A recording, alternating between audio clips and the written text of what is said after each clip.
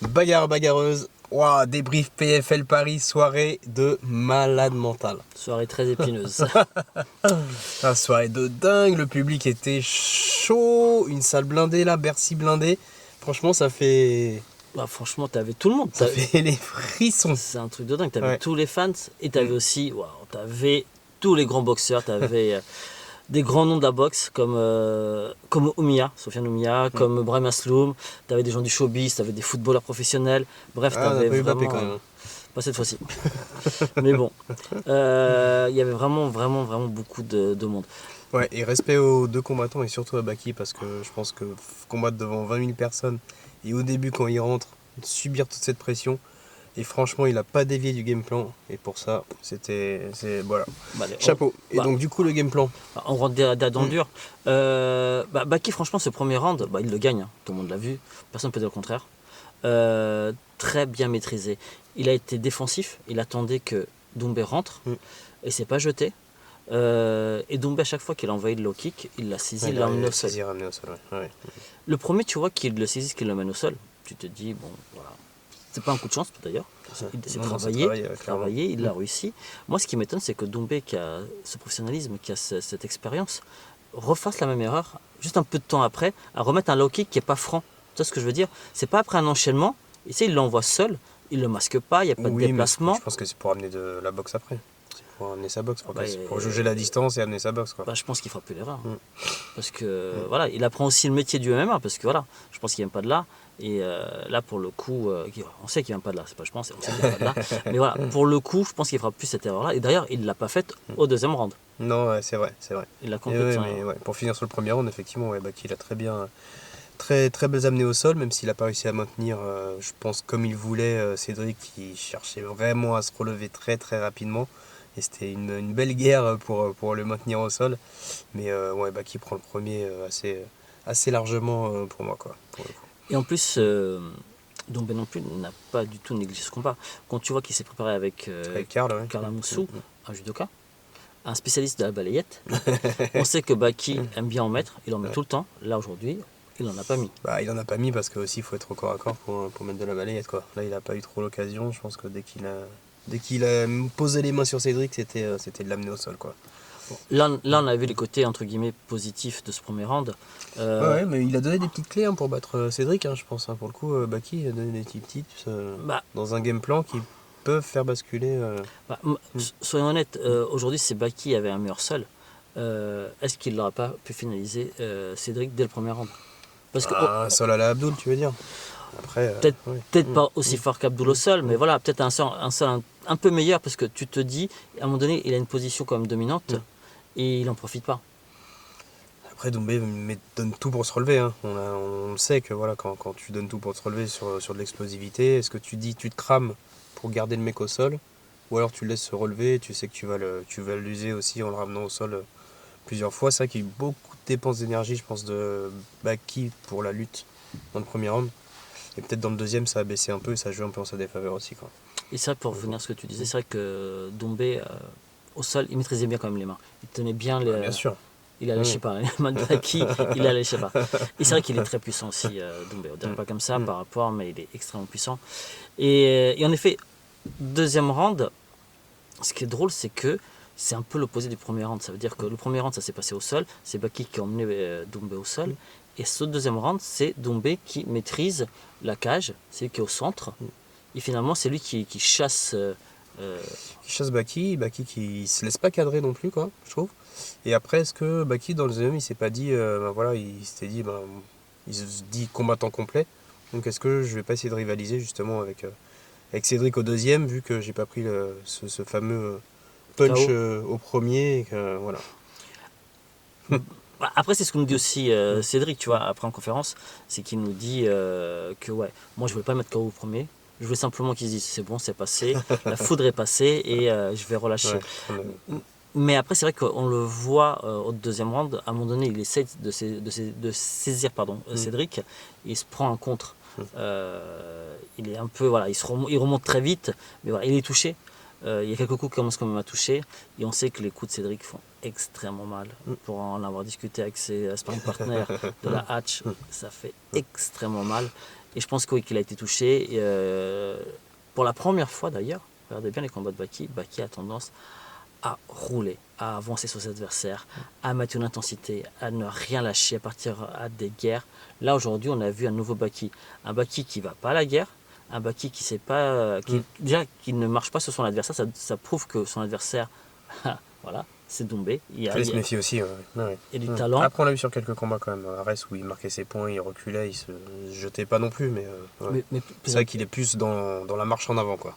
voilà, Généralement. il y a plus d'intensité. Là, on voyait bien que la tactique, c'était plutôt d'attendre, de contrer. Et il a déjà eu cette maturité-là, c'est-à-dire qu'il a pu changer. Donc voilà, pour un garçon de cet âge-là, on voit que le potentiel, voilà, il est là et que ça progresse encore stratégiquement. Ça progresse, clairement. Et après, on va sur notre fin, forcément, avec ce troisième round. Donc, premier round, Baki, deuxième round, si tu es d'accord avec moi, tout le monde, je pense a vu la même chose. que Cédric le prend parce qu'il avance. Parce qu'il avance aussi. Après, voilà, sur le style de Cédric, et surtout la garde, je pense qu'il est difficile à boxer parce qu'il a la tête en avant. Et quand tu essaies de le toucher, forcément, il a juste à reculer sa tête. Il est très mobile avec sa tête et il a une garde peu orthodoxe, qu'il a les mains quand même assez basses, quoi.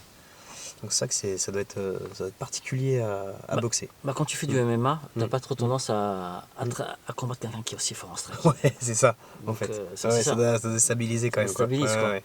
Et d'ailleurs, on voit bien sur la dernière minute du second round, Baki, sincèrement, je pense qu'il est un peu perdu à un moment donné. C'est que tu le vois tourner, dos à la cage, il cherche un peu stratégiquement ce qu'il doit faire.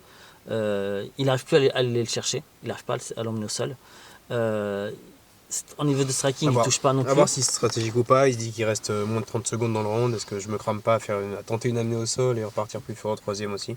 C'est ça, c'est que toutes ces questions qu'on peut se poser, normalement on aurait dû avoir les réponses. Les réponses au troisième. C'est ça. Et on les appelle. Et ce fameux troisième round, arrêt de l'arbitre, monsieur Marc Godard. Sur Épine non, je sais pas. Sur Richard. Bout de verre, voilà. Un intrus dans le pied, dans l'orteil de Cédric Doumbé. Ouais. Voilà. On va pas polémiquer sans s'étendre, effectivement. On a discuté aussi avec Loïc Pora juste après le combat. Loïc Pora, l'arbitre. Oui, arbitre aussi. Voilà. On peut tirer sur les arbitres. Après, voilà, le règlement est semble-t-il assez clair là-dessus. Si un combattant ne combat plus, l'arbitre est forcé d'arrêter le combat. Ce qui a été le cas. Voilà. Après, donner la victoire à Baki sur cette façon-là, ça peut porter à polémique. Après, je pense que tu vois, t'as aussi Doumbé qui. On se pose la question aussi, tu vois, je veux dire, c'est que une écharde, est-ce que c'est aussi douloureux, tu vois, qu'un nez cassé, tu vois, il a déjà eu des bobos, des gros bobos, tu vois. Oui, c'est sûr. Et c'est assez étonnant, tu vois, qu'ils se disent, tu vois, qu'ils focalisent là-dessus, tu vois, que ça le bloque, tu vois, Au point d'arrêter le combat au troisième round. Il a parlé avec l'arbitre. Tu vois ce que je veux dire, quand tu es focus sur ton combat. Maintenant, si on revient, ok, clairement, c'est pas normal qu'il y ait une écharde qui puisse tu vois, un bout de verre. Ça, on se fait la remarque souvent de tout le monde après les combats rentre avec ses chaussures avec lesquelles ils ont pris le métro, ils ont marché, ils ont été en backstage et tout. À la fin des combats, tout le monde rentre avec ses chaussures. Chose qu'ils font aussi sur des rings. Mais sur un ring, les boxeurs, ils ont des chaussures. Personne ne le fait sur des tatamis. Ouais, c'est clair. En judo, en lutte. D'ailleurs, c'est étonnant que ça ne soit pas arrivé avant, quoi, des accidents comme ça, quoi. Et ça peut être encore plus grave. Plus grave, quoi. Donc on espère, peut-être quelque chose encore à améliorer là-dedans, tu vois. Est-ce qu'il y aura une revanche? Peu probable, je pense. Moi, j'y crois pas. Après, en plus, ce serait marrant parce que ce serait Cédric qui réclamerait sa revanche face à Baki. La com inversée, ce serait assez marrant à voir. Mais, je pense que ça pose un vrai problème là aujourd'hui à Cédric, c'est que entre guillemets, son plan de carrière était tout à fait établi, tu vois. Là, il gagnait contre Baki, en tout cas dans son plan de carrière. Derrière, il allait chercher, tu vois, un combat pour la ceinture. Là, d'un seul coup, Après, le truc, c'est que Cédric est en contrat avec le PFL, on ne sait pas combien de contrats il a, que Baki, c'était des one-shot. Donc, si Baki veut recombattre, il faut qu'il retrouve un adversaire, qu'il fasse monter la sauce, qu'il fasse la com, même si le combat contre Doumbé est tout trouvé, à voir si le PFL veut mettre les moyens là-dessus. Bon, ils ont rempli en 20 minutes, donc je pense qu'ils ne sont pas trop de soucis à rebooker le combat. Dan Hardy a même dit en post-interview qu'il cherchait encore plus gros comme arène. Donc voilà. Il n'y en a qu'une, de toute façon. Donc voilà, comme tu dis, il y avait un autre combat qui était avant aussi, quelqu'un qui vient aussi de Arès, comme Baki. Qui aussi avait le public avec lui. Hein. C'est dingue comment les gens criaient Abdul pendant tout le combat parce que Abdul, il a eu besoin du soutien du public. Il n'a pas roulé sur son adversaire comme on pouvait s'y attendre et comme il a l'habitude de le faire. Parce que le fameux Jack Grant qu'on ne connaissait pas, et ben, il a un niveau au sol pour survivre à des guillotines d'Abdul. Franchement, respect. Il lui a donné du fil à retordre et même il avait des positions dominantes parfois. Moi, j'ai cru tout de suite, le combat était fini. Je te jure, j'ai fait ça, le combat est fini. Tu vois, il l'a chopé, hop, c'est fait. Je pense qu'on s'est tous dit ça, ça y est, première guillotine. Bon. Et là, le gars, il est tellement fort qu'il a même réussi à prendre le dos d'Abdul. Et là, tu te dis, mais qui peut prendre le dos d'Abdul? C'est ça, Déjà, tu survis. Même Abdul, il s'est dit, bon, non, c'est pas possible. C'est pas possible, tu vois. Et ce qui est marrant, c'est qu'à la fin de son combat, il dit, c'était une vraie ceinture noire. Il dit, il y a des fausses ceintures noires, mais lui, c'était une vraie ceinture noire. Donc ça montre le respect qu'il a pour son adversaire. Le mec m'a impressionné, franchement. Il m'a tellement impressionné que moi, je le voyais gagnant quand même, pour le coup. Moi, je trouve qu'il a mis plus de dégâts, qu'il a infligé plus de dégâts à Abdul que l'inverse. Abdul finit. C'est un petit bémol pour moi, vraiment, un gros bémol.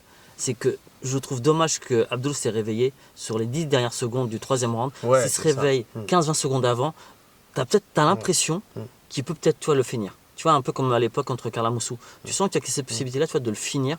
Mais justement, ça me fait penser au combat contre Karl, il avait cette envie de finir. Là, on n'a pas senti l'envie de finir. Alors après, peut-être le cutting, c'est aussi mal passé, il y a peut-être quelque chose dans la prépa qui était pas au top. Mais on n'a pas senti le striking et même le grand pound super menaçant. Effectivement, il est menaçant au sol, c'est lui qui avait les offensives, mais debout, clairement. Après, contre Karl, il y avait quand même, ça c'était quand même un peu invectivé, il y avait autre chose. Oui, d'accord, mais on sentait l'envie, l'agressivité. Là, j'ai pas ressenti le. Non, il n'y avait pas. En difficulté, oui, moi je m'attendais qu'il y ait des coups qui partent un peu plus, qu'il y ait un peu plus de grand pound. Et c'était plutôt un combat de grappleur. C'est ça, il a beaucoup misé sur son sol et c'est quand même les limites en MMA. Si le mec arrive à s'en sortir comme Grande, t'as du mal à finir. Quoi. Et donc décision partagée finalement. Ce qui montre bien qu'il n'a pas été dominant comme d'habitude. Et son adversaire, franchement, à voir et à revoir, parce que impressionnant. Il y avait un combat aussi avant. Mon gars, Ibrahima Mané, qu'est-ce que tu nous as fait peur? Mec, faut pas faire des trucs comme ça. Hein. Pour la petite histoire, Ibrahima Mané, qui était à Arès, qui voulait combattre pour la ceinture, qui n'a pas pu combattre contre la ceinture, a dit qu'il voulait partir de Arès, et dans ce cas-là aller au PFL ou ailleurs. Là, on le retrouve au PFL, tant mieux. Et en plus, il est plus au MMA Factory. Il est à l'US Metro. Oui, c'est vrai, sous la houlette de Johnny Frachet. Qu'on a vu dans son coin. Et qui lui a dit un très bon conseil avant le troisième round. Reste en ligne, fais simple. Pourquoi il lui a dit ça? Parce qu'en face, il avait un mec qui voulait que lutter, aller au sol. Il voulait pas prendre les coups d'Ibra. Un mec en face quand même solide, hein, parce que quand on voit le gabarit d'Ibra et la forme qu'il a et l'entraînement qu'il s'inflige, pour maintenir Ibra comme ça contre la cage, c'était un vrai combat de lutte contre la cage et c'est vrai que je pense qu'ils sont beaucoup épuisés tous les deux et je pense qu'il a beaucoup frustré Ibra qui n'a pas pu s'exprimer. Il l'a dit à la fin. Il l'a dit. C'est un garçon qui aime frapper, c'est un garçon qui aime envoyer des jambes et tout. On a vu 2-3 genoux sautés, 2-3 high kicks, mais ça. Très intelligent, Mais il n'y avait plus les middle, il n'y avait plus tout ça. Et c'est très très frustrant parce qu'il avait peur aussi de se faire saisir, je pense. Ça commence tout de suite aussi. Il a pu finir le combat assez rapidement. Il a pu se faire finir. Il sort de la guillotine. Moi, on a senti. C'est là qu'il nous a mis. Mais il a tout mis pour sortir de la guillotine. Et après, c'est un combat où son adversaire, je pense, sentait la puissance debout et voulait pas du tout prendre la foudre. Pas du tout prendre la foudre. Ibra n'était pas satisfait de son combat, il l'a dit. Par contre, il faut aussi dire une chose qui est vraie, ce garçon progresse en permanence. On n'a pas vu le grand Ibra, mais par contre on a vu des choses qu'on n'avait jamais vues chez Ibra, des projections de judo. Je sais pas si tu as remarqué, dans les combats précédents, tu vois, on connaissait le striker, on connaissait le garçon qui va au sol, le lutteur, etc. Mais ces projections-là, on les avait pas encore eues. Et là, il nous en a fait 2-3 dans le combat. Et il y avait quand même un money time. À un moment donné, Ibra sur le troisième round. Tu te dis, pareil, il lui manque pas long. S'il y avait un peu plus, tu sens qu'il pouvait le finir. Mais tu sais, ce qui manquait, je pense, à Ibra Mané, là, dans le combat, c'est les coups de coude, je pense. On n'avait pas le droit. Il n'avait pas le droit. Et donc en sortie de clinch, comme il y avait beaucoup de clinch contre la cage, tant que l'arbitre a séparé plusieurs fois, il les a remis en striking. Et là, un coup de coude, c'est vrai que ça change tout. Et même pour venir choper, si tu as les coups de coude à mettre, tu viens moins facilement attraper le gars avec les deux mains comme ça. Tu t'aventures pas. Serré, tu t'y aventures moins. Donc c'est vrai que ça change quand même pas mal le jeu au final. Surtout sur un combat qui a une physionomie comme ça. Je pense que des coups de coude, ça serait terminé autrement. Mais en tout cas, très, très, très content de le voir là. Ouais, et puis en plus, il est dans la série, là, dans la PFL Series. C'était le premier combat. Donc, c'est lancé. Donc, content pour Ibra, mon gars. Décision partagée, mais... Mais voilà, c'est que le début, de toute façon. Il a gagné, c'est ce qui importe. Le combat d'avant. Yazid Chouchan contre l'Espagnol Ignacio Capella. Et Ignacio Capella, il a envoyé de ses parpaings. J'aurais pas aimé être à la place de Yazid. Bon, il en a pris 2-3, il commence à reculer, il s'est dit ouais, ça frappe méga fort. Ça frappe fort à tel point que... pour le premier round, voilà, c'est assez équilibré. Je pense que même Yazid est peut-être devant, tu vois, pour moi. En tout cas, il est devant. Même s'il a pris quelques parpaings, même s'il a reculé, mais il en a envoyé aussi quelques-uns. Et au sol, Yazid, ça rigole pas non plus. En lutte non plus. Et tu le sens bien, tu vois. Il commence à pareil sur le deuxième round. Il part bien. Bon jeu de jambes, tu vois, il est à l'aise. Il commence à reculer quand même. Il recule. Et c'est parce qu'il recule et qu'il part comme ça à saisir qu'il le voit. Qu'il le voit, qu'il peut envoyer justement cet uppercut qui arrive et qu'il le couche, quoi. C'est pas autant. Moi, ce qui me frustre dans ce truc-là, c'est pas l'Espagnol qui a vu, c'est Yazid qui a donné l'opportunité de se mettre KO, de prendre le KO. C'est ça qui est frustrant. Tu vois, quand c'est une combinaison, tu as travaillé, tu l'as emmené dans un piège. Bon, voilà. Mais lorsque c'est toi qui fais l'erreur. Oui, c'est plus frustrant. Après, il arrivait dos à la cage, l'autre qui avance, qui te met des gros parpaings. Le réflexe logique, c'est de partir en lutte. Après, le timing était mauvais, mais voilà, après, c'est très très frustrant de l'issue de ce combat. Quoi. Surtout qu'il était quand même sur une bonne série. Ouais, clairement, ouais. Et là, c'est dommage, quoi. Franchement, c'est dommage parce que tu vois, le premier round, il l'avait maîtrisé. Tu sais, voilà. Bref, dommage en tout cas. Ouais, il y a une soirée avec plein de finishes. Il y a plein de combats qui se sont terminés assez rapidement. On parle vite fait de Michael Grogu. 10 secondes. 10 secondes. Ouais, ta nonchalance, j'ai pas compris. C'est payé. J'ai pas compris. C'est payé cher. Je sais pas ce qui s'est passé, franchement. Je crois que personne ne sait ce qui s'est passé. On s'est tous regardé. Je me suis levé, j'ai tourné la tête. Là, pour le coup, c'était fini. Là, tout le public, personne n'a compris sincèrement et je sais pas quoi dire. Là, pour le coup, explication, vous avez tous vu, un high kick et c'était fini. Il y a aussi un autre combattant français qui a pris aussi une soumission très rapide. Yacine Agid, malheureusement, une soumission très rare. Alors pour la mettre celle-là, c'est ce qu'on appelle la Van Foot Choke, donc c'est un étranglement sanguin. Et effectivement, pour la mettre dans cette position, donc il était en demi-garde, il faut être super puissant. Et je pense qu'il pensait pas que ça passait. Et c'est pour ça qu'il n'a pas défendu plus que ça. Ouais, et il s'est fait endormir direct, quoi. Et ça pardonne pas parce que l'étranglement sanguin, c'est rapide. c'est rapide, tu le sens même pas venir. C'est pas l'étranglement respiratoire. Et donc du coup, c'était assez rapide. On termine par notre petit Belge qu'on aime bien, Patrick Abiroa. Petite controverse, même grosse controverse. Après, on a vu les images. Ouais. Coup de genou au foie. Coup de genou au foie, Patrick. Ouais, coup de genou au foie et pas ailleurs. On l'a vu dans les réseaux, ça commence un peu à tchatcher un peu là-dessus. Mais bon, bravo parce que t'as gagné ton entrée au PFL et Dan Hardy, bravo pour la pression que vous avez mis sur les réseaux. T'as gagné ton entrée au PFL, mais on attend de te revoir combattre pour le coup. Et il a dit que t'étais très prometteur. Ouais. Quand même. Non, franchement, on sait que c'est plein d'avenir et. Nous on se dit à très vite. Il y a encore plein de débriefs qui arrivent. Ouais, la semaine de folie elle fait que commencer. Et dormez pas parce que nous on dort pas. Allez, à bientôt, suivez-nous.